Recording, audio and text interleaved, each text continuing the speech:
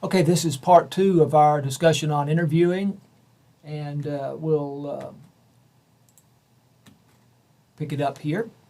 So, maintaining eye contact is important. I talked about that in the first part of this outline, so that the player and the coach knows that you are actually listening to what they're saying. That's important. If you're talking to someone and they're looking off somewhere else, not looking at you, they don't seem very interested, and then the quality of the answer that you're giving is not going to be as good.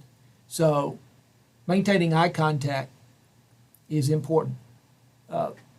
You're having some kind of you're trying to have some kind of relationship, even if it's only brief, positive relationship with this person. You're going to get better results by and large if you relate well to them. So the eye contact is important. This is a clip with a young lady named Layla Rahimi. She is a former student of mine, and she's not interviewing an athlete here. I wish this was an athlete. She's interviewing, I think, another reporter, and there's a lot of that happens these days. But the interviewing techniques, I think, that we've talked about here are present, and I think you can learn from watching Layla do this interview. So we'll watch at least some of this.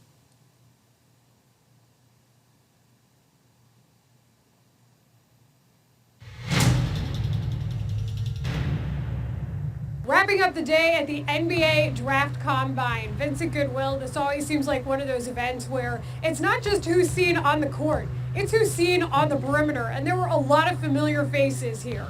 Let's see. We had Jimmy Butler. We had Tom Thibodeau, Fred Hoiberg, John Paxson, Gar Forman. Scott Skiles was not here today. Oh, yeah, so basically it's one of those things where a lot of times this is a place to be seen, a lot of places for guys to network, to talk. A lot of times this is where trade talk starts. This is sort of the ground floor of what we're going to see, the flurry of activity that we expect to see on draft night and starting July 1st when free agency starts. So although it's a lot of draft stuff and looking at a lot of the players who are working out, since the top players aren't here, the Ben Simmonses aren't here, Brandon Ingram's, guys like that, since they're not here working out, a lot of times just... I'm going to pause this just for a second and note a couple of things. Again, the eye contact that you see there with Layla and the person that she's talking to. Something else I'm going to point out later in this outline is holding the mic. Not directly in front of the person's face, which would cause anyone to pull back. She has it sort of under his chin, about 6 inches or so under his chin. That's good. That's good mic placement. Also, now she will, if she has a full question to ask or statement, then she will put that mic back toward her face. But if she's just reacting, interjecting, she leaves the mic pointed at him. And notice that she holds the mic. It's another thing that we're going to talk about is occasionally you will interview someone, they want to take the mic from you, but don't let that happen. She wants to control the interview, and if she holds the mic, then she controls the interview. It's better just to see and be seen. It is, and we also got to see a lot out of the guys who were here. Demetrius Jackson, that 43.5 vertical, for example. What were you impressed by either on the court or in the interview room, or what did you see out of these players that you can start to follow as we get into draft season? Well, Demetrius Jackson from Notre Dame, he said that, look, I'm an NBA nut. I'm someone who follows every team. I know what different teams need. I'm going to pause it there or stop it there. You can watch the rest of it. But Layla works in Chicago, and she's a full-fledged professional. That's silly to say that because she's been doing this for quite some time now. But she's very good at what she does. It is far easier to interview a winning player or coach than a losing player or coach. Everyone's happy and generous when they won, not so much when they lose. So I think a certain sensitivity needs to be used in a situation where you're talking to someone who's just lost. It is a very different situation. Use common sense. How would you like to answer pointed questions from a stranger at the end of a very bad day?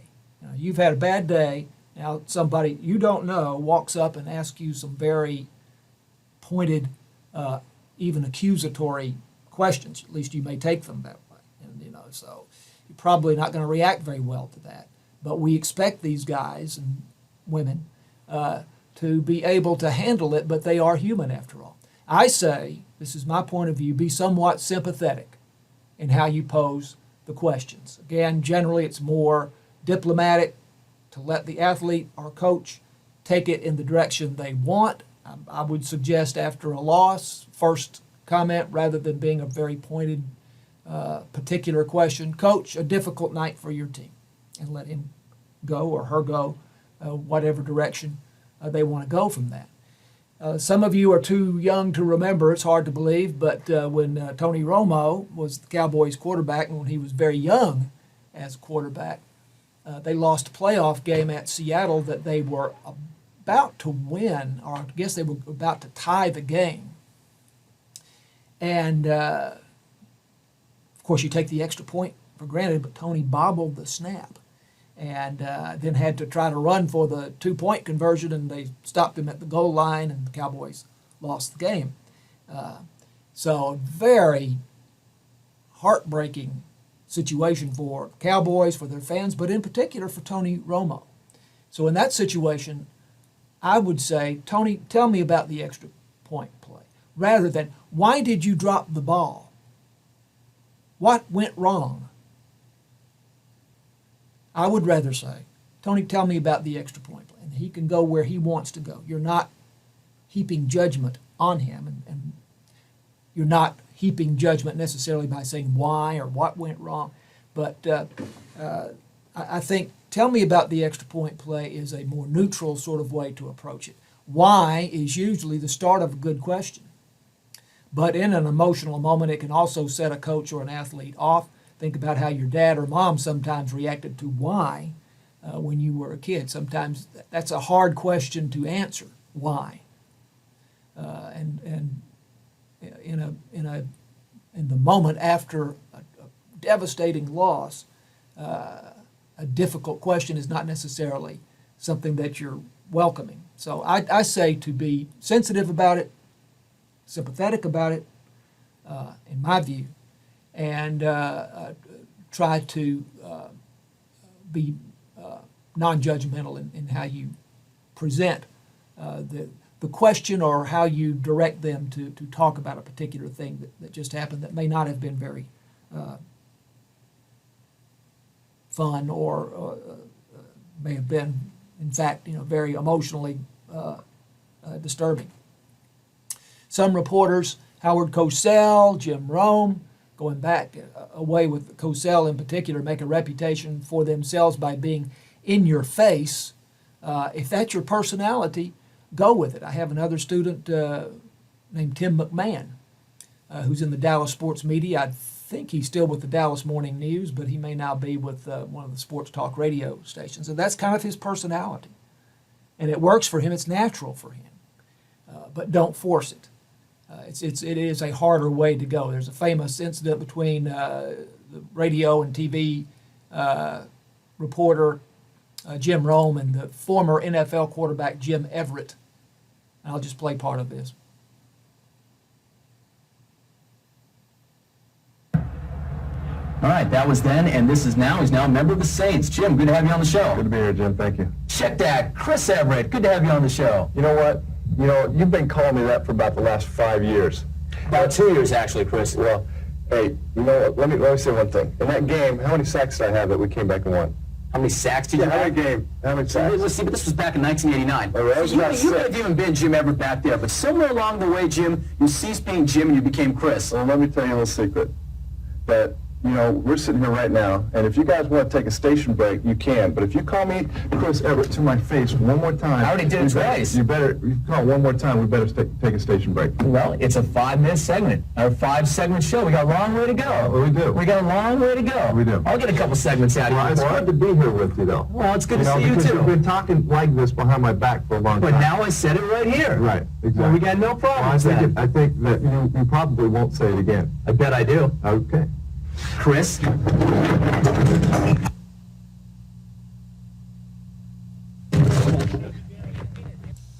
So that is not good. Boys acting badly on both sides of the table there. Chris Evert, you know, was the great tennis star, female tennis star. That's what that's about, if you don't know who Chris Evert was. So Rome would call Jim Everett, presumably because he had a lot of injuries or whatever. Chris Evert. Call him Chris. So, you know, I mean, he got a lot of publicity from that. That's sort of his reputation. But I you know, if that's you and that's the way you want to go, then go with it. But I don't recommend it. Again, hold mics just below the subject's chin, about 6 inches away. We saw Layla doing that a moment ago, so as not to invade their space. Don't let someone take the microphone away from you. And this occasionally happens. You want to be polite, smile, laugh it off, but you know, get the mic back and just say, you know, it works better if I hold the mic, and because then you've lost control of the interview if that happens. Be sure your equipment is working before you leave. Fresh batteries in particular are important for a press conference or post-game interview game situation.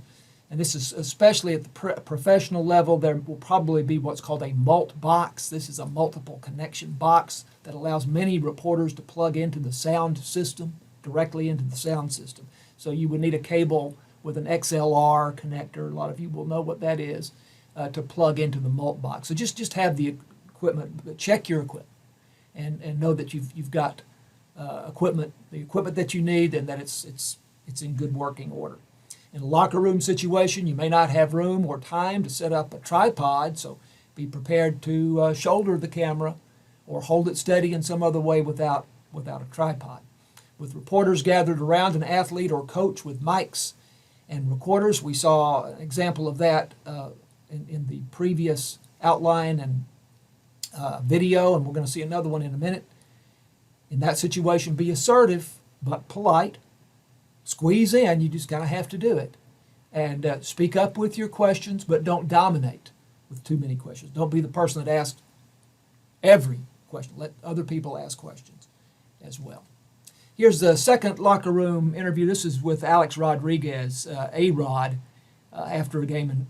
And presumably, they were asking him about, did he say he was running the bases with 2 out and pop-up, and he was rounding, going from second to third, and then on to home. This is expecting it would be the 3rd out, and he yelled, presumably, mine, trying to confuse the third baseman or the shortstop and get them to drop the ball. So he's being asked about that.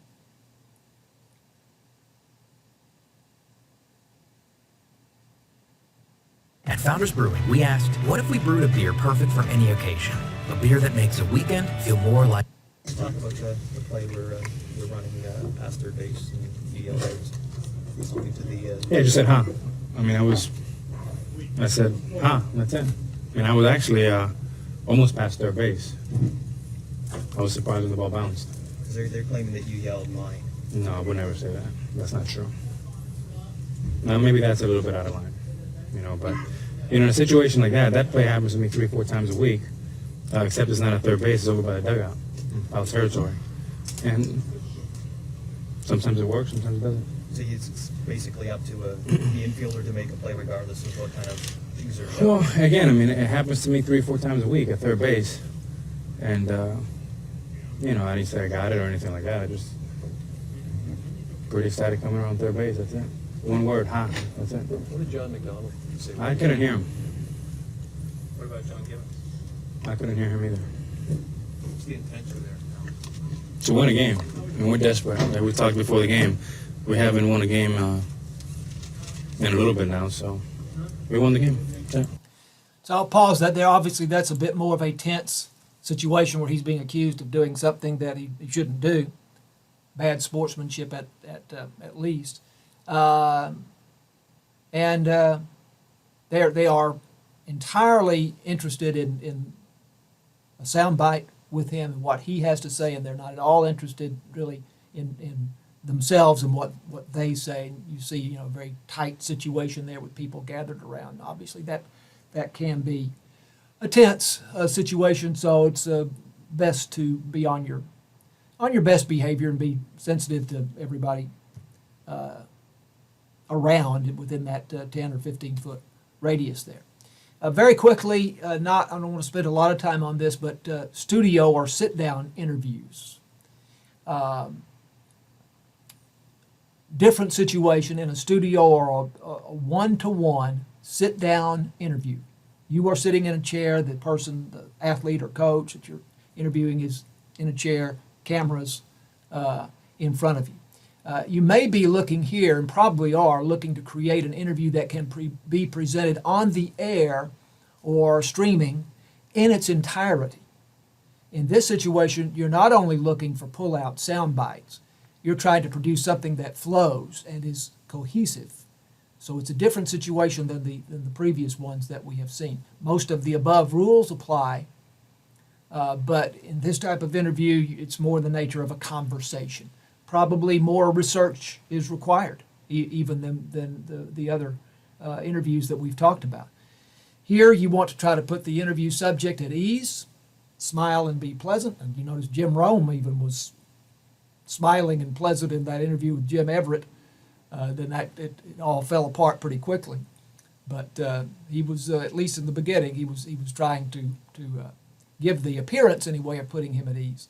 Start with a question or two that is easy to answer in an interview situation like this, and not at all threatening. You want to put the person at ease and get them comfortable in talking to you. So again, the Jim Rome situation there is the exact opposite of that. Save more potentially difficult questions for later after you've established a rapport, in other words, a good relationship. Avoid answers that can easily be answered with yes or no, because that's not very interesting, not a good conversation. Questions that begin with how and why are good for this, but again, be kind of sensitive in how you phrase those. What would the audience be curious about? We've talked a lot about this.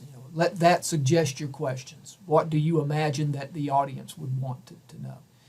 Try to always be ready with the next question. This is one of the most difficult things in this type of interview.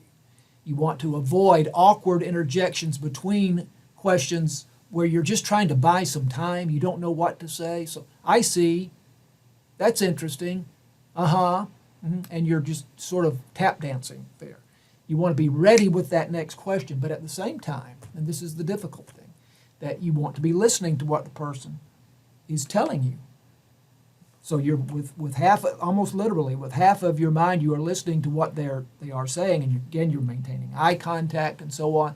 But you're preparing that next question for when they stop talking, because when they stop talking, then you've got to be ready with something immediately, and you don't want to have to stumble around trying to think of what you're going to say. When you're transitioning to the next question, it may be helpful to briefly state some facts that establish a premise, and then follow up with the question. For example, we've in the classroom version of this class, we actually do some of these interviews. So that might be, you transferred here from ABC Community College last year. What was it like coming here? So you transition by tossing in a fact that you have learned from your research. You transferred here from ABC Community College last year.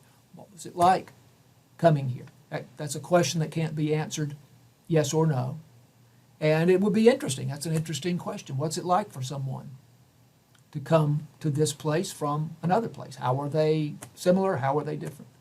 So that's a little bit about how you might conduct a studio interview. So that's going to conclude our conversation here on sports media interviewing, and we'll see you next time.